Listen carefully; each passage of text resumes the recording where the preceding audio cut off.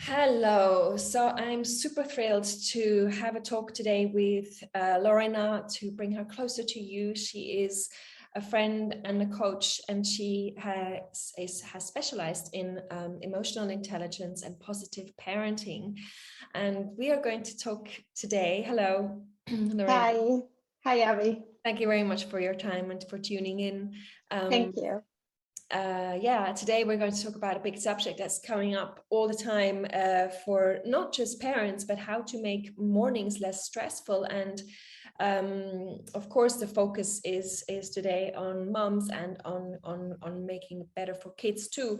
But I know we're going to have a well of information and tips on how to make everyone's life a little bit better, less stressful from the morning. It just seems to be that time of day when we are when everything should be like starting with a fresh slate and feeling refreshed and relaxed and good and calm and whatever. And it doesn't always happen like that, right? So yeah, Totally. I know that you've observed it through your work also, and you've made it your mission to improve that situation for moms and for kids in particular. So for people who don't know what emotional intelligence is, could you briefly explain? Sure. Yeah. Yeah, I would love to. Yeah, emotional intelligence coach, basically what it helps you is to gain more self-awareness. So really understand more what happens on your body when you experience emotions or feelings. Yeah. It also helps you to build resilience. So you're getting much better in stressful situations.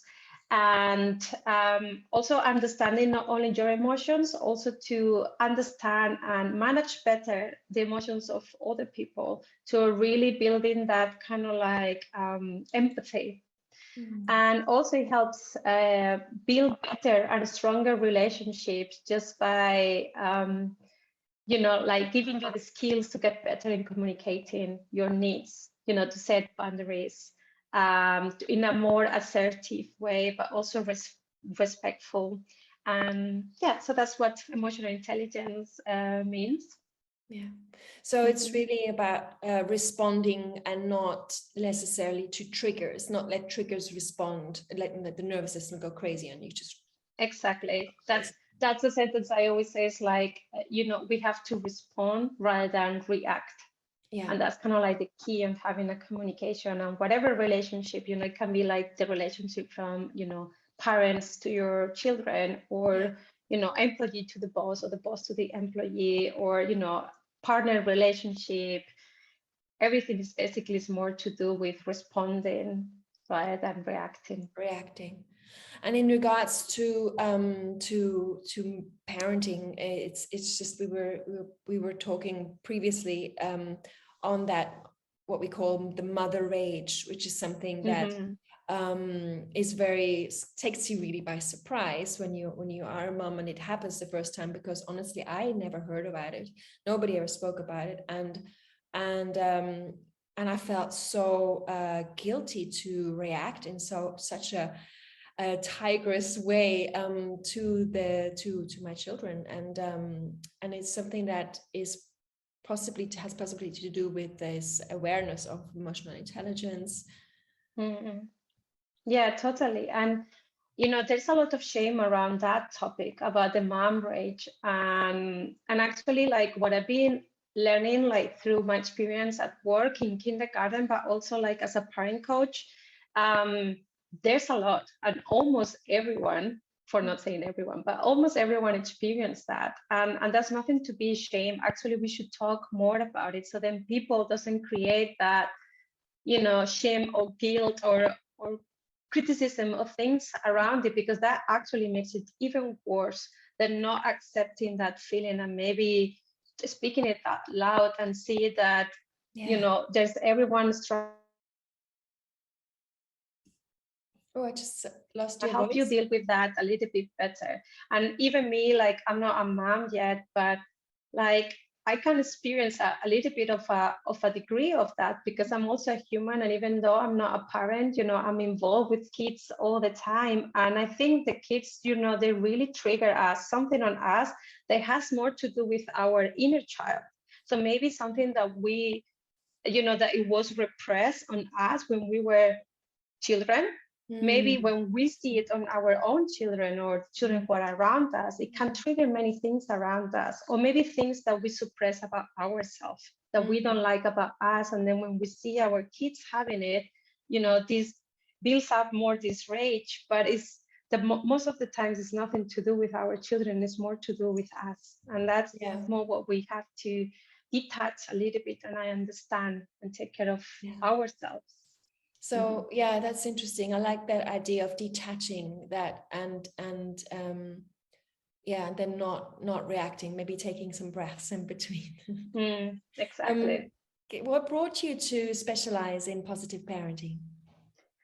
Basically, because I work also in a kindergarten environment. Kindergarten here in Austria is a mix between nursery, school, and preschool. So I work with children from 1.5 until 6. And since I was with them, I wanted to get better at it. Wanted to be able to help more the development of the children, but also understand them. When I was there, I was getting also very involved. I'm also a very highly sensitive person. So I had a lot of emotions inside of me, and I didn't know where they were coming from. And apart from observing the things of the children, but also, as I said, it's kind of like, I don't know, it's mom rage or whatever other emotions that they were really triggering me. And I didn't like sometimes the way I was reacting to them, and I was thinking there must be a better way. Like, how can I make them cooperate with me? How can I deal better with their emotions? And so I decided to study that, just to get better at my job, but also to understand them and to really help them basically build resilience and confidence, and and also to start from a young age, that they also understand their own emotions.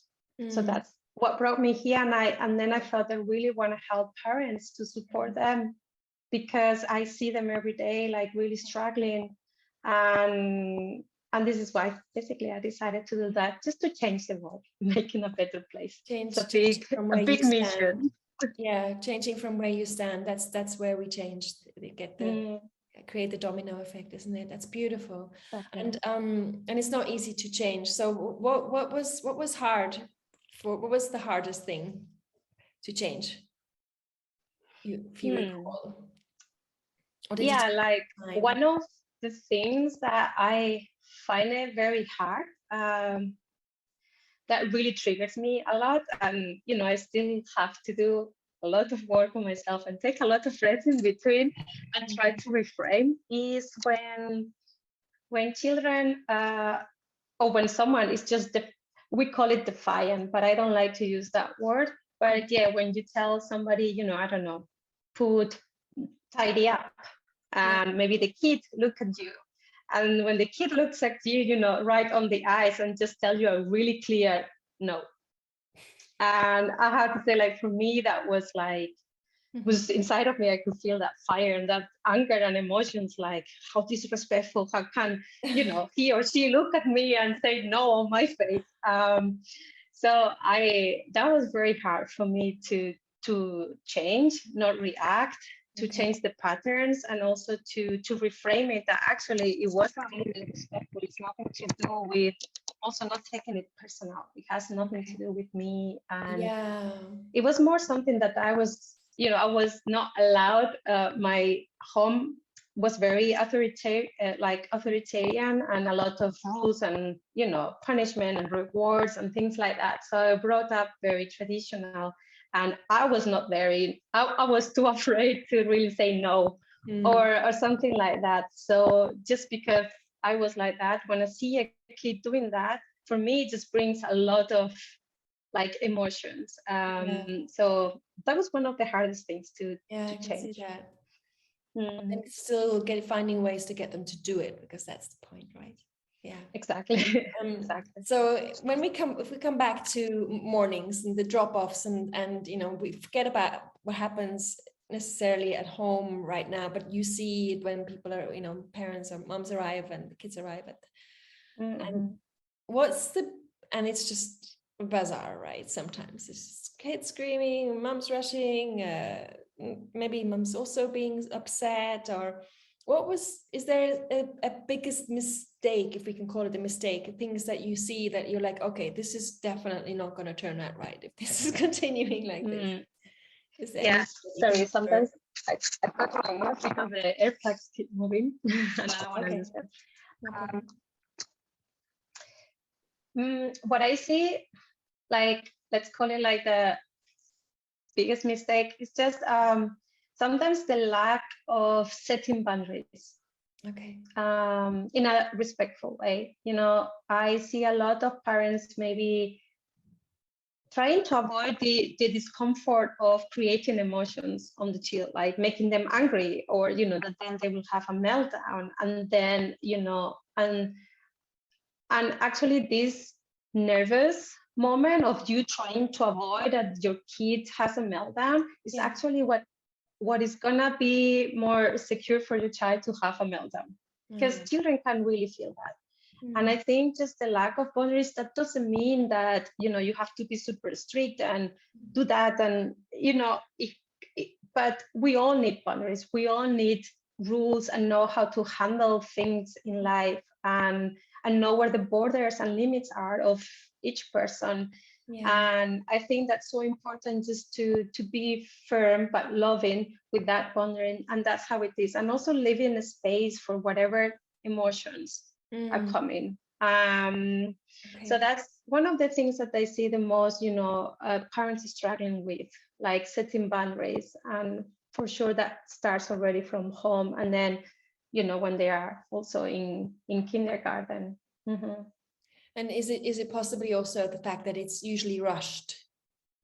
Yeah, I think like one of the things that I would say, but some people find it hard, but it has to be a way where you can maybe in the morning try to make time for, you know, for things not to be rushed. Maybe that means waking up earlier. And yeah, maybe people, you know, are tired, but I think by giving yourself, you know, maybe going earlier to, you know, everything starts then from the night before. Like if you start preparing things in advance, maybe there are some things that you don't need to leave it for the morning. And then giving yourself the time also in the morning for you also not to be supervised. And maybe you can, you know, take your time to, before you wake up your children, if that's possible. And then also with the children, waking them on time, so then you have the morning a little bit longer for also giving room for the child to play, for you to connect with the child. And what I've been seeing the most, rather than, you know, to tell the child what it has to do, you know, we are all the time giving them, now you have to do this, put your this, you know, it's just cooperation works more when you are connected. Like I've seen that so much. Like there are days that I notice like maybe some of the challenging children's, I don't have the time to connect with them, and they just hear constantly, you know, me telling them off, or you know, or not really contacting with them because I'm also with the stress. And then when I ask them to do something, of course, then they say no, because there hasn't been really a moment where we can connect.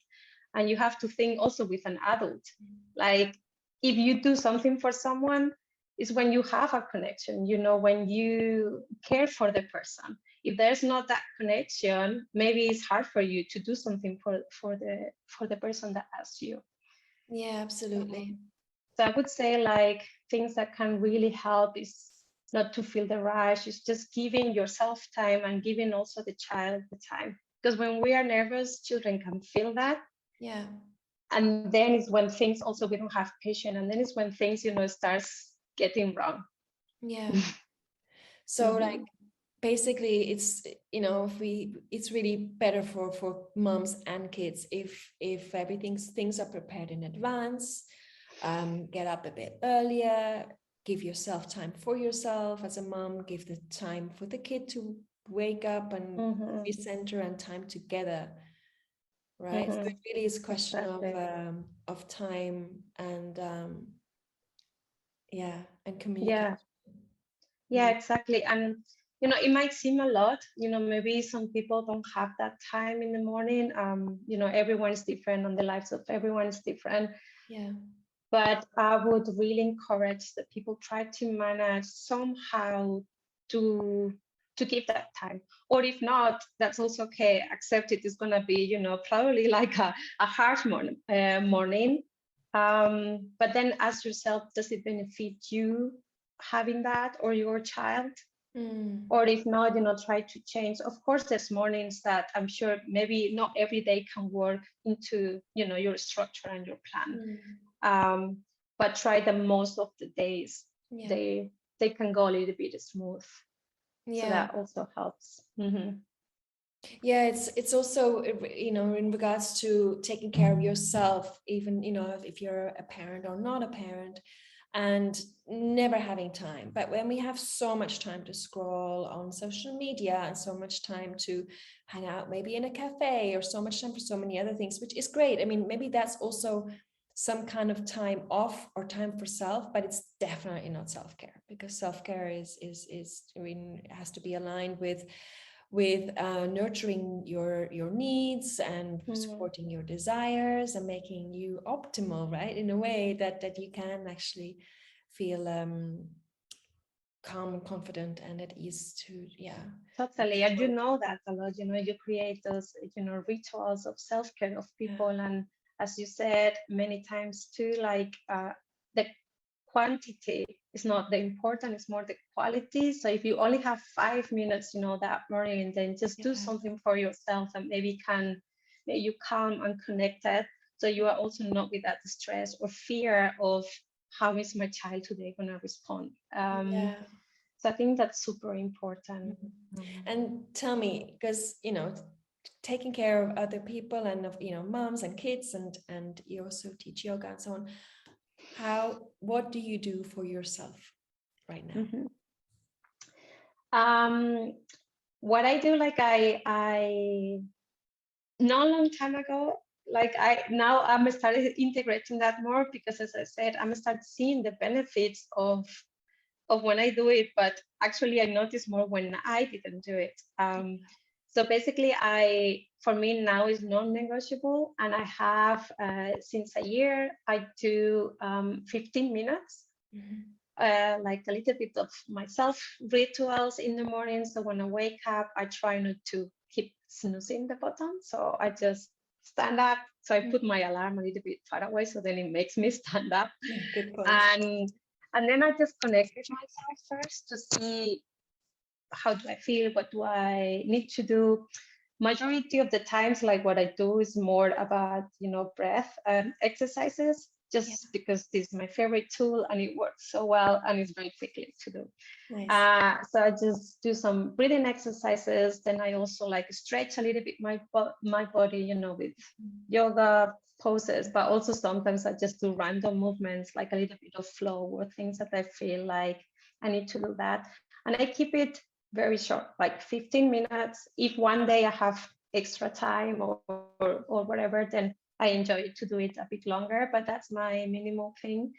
And then I also set an intention for the day. That gives me also a little bit of track that maybe when I normally ask myself, how do I want to show up today? Yeah. And then if I notice that I'm not showing up, as I say, I don't know, maybe that day is okay, today patience, for example. Then if I notice during the day I don't have it, then I can always remember and say, oh, go back to patience. So that's actually what is been helping me a lot. And when I don't do that, I notice maybe one morning, I don't know, I'm more tired because I went later to bed and keep snoozing. Then I don't do it and I think, it's okay. But then I noticed that when I go to work, it's much different. Then the children irritate me. Like, then, everything starts getting more that my heartbeat starts getting faster. I get more stressed, like I have shorter patience, and then I'm harsher than the way of communicating. And then I noticed that maybe another day I I do my self-care practice, and maybe that day is super chaotic. It has nothing to do that much about what's happening around me, is the way that I react and respond to it. And I noticed that even though, the children are very hyper that day or loud or, yeah, so I just noticed that if I, when I don't do it, and then it never ends up well, like my day or the morning. So this is why for me now it has become my my anchored and also like non-negotiable practice. Beautiful. That's so inspirational. And yeah, thank you so much for sharing your know-how, your tips, your experience, your skills on how to make morning drop-offs less stressful. And again, these are really very, very useful tips and well, ways like it really is a lifestyle and rituals actually that anybody can adapt and use, even if you don't have kids, and if you are in a situation where mornings feel just super overwhelming and stressful, or you're battling with anxiety, there's just ways to maybe you can try out to navigate and manage that a little bit better for your own good. Totally. Yeah, thank you so much, Lorna. It's been a Thank you, pleasure. Abby, for having me. Yes, it's Soon. been great. Thank you. Thank you. Bye-bye. Bye.